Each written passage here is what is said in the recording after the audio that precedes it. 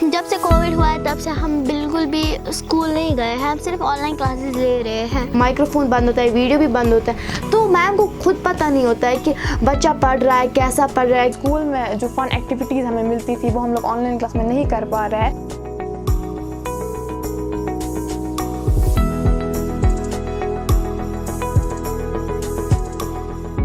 Covid की वजह से बच्चे महदूद रह गए अपने घरों में, स्कूल नहीं जा पाए, सोशलाइज नहीं कर पाए, तो उसकी वजह से क्या हो गया कि एक तो घर पे ही इनकी ऑनलाइन क्लासेस स्टार्ट होने लगी और बाहर खेलने के बजाय या सोशलाइज करने के बजाय वो ज़्यादातर टाइम अपना स्क्रीन पे स्पेंड करते थे। जब से हमारी ऑनलाइन क्लास स्टार्ट हुई है तो तब से हमारा जो पढ़ाई का इंटरेस्ट जो स्कूल में होता था वो नहीं हो रहा है। मतलब हमें जब स्कूल में होते थे तो हमारे पढ़ाई का इंटरेस्ट बहुत ही अच्छा होता था, बहुत ही मतलब मज़ा आता था पढ़ाई में। जो हम इंजॉय करते थे क्लासेस में वो हम घर पे नहीं कर पाते हैं और हम बिल्कुल बहुत कम लेते हैं ऑनलाइन क्लासेस। कभी इंटरनेट बंद होता है, कभी कुछ होता है, लेकिन मैं यही बोलती हूँ कि जल्दी से जल्दी स्कूल खुल जाए।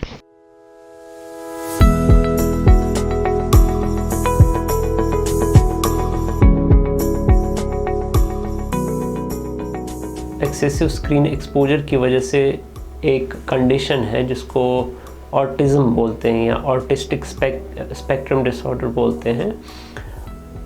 उस चीज़ के सिम्टम्स, उस डिसऑर्डर के सिम्टम्स ज़्यादा हो सकते हैं। देखा गया कि ज़्यादा जो असर है वो उन बच्चों पे है जिनकी उम्र जितनी कम है उतना ज़्यादा असर पड़ता है। जो बच्चों की एज बढ़ती जाती है तो स्क्रीन एक्सपोजर का असर उनके दिमाग पे कम होता है।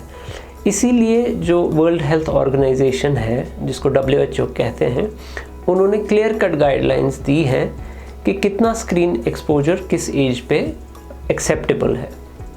5 साल या 5 साल से जो कम बच्चे हैं उनको वो कहते हैं कि एक दिन में 1 घंटे से ज़्यादा स्क्रीन एक्सपोजर नहीं होना चाहिए। अगर हम इन गाइडलाइंस को फॉलो करें तो बहुत हद तक जो मनफी असरात हैं स्क्रीन एक्सपोजर के वो बहुत हद तक कम हो सकते हैं।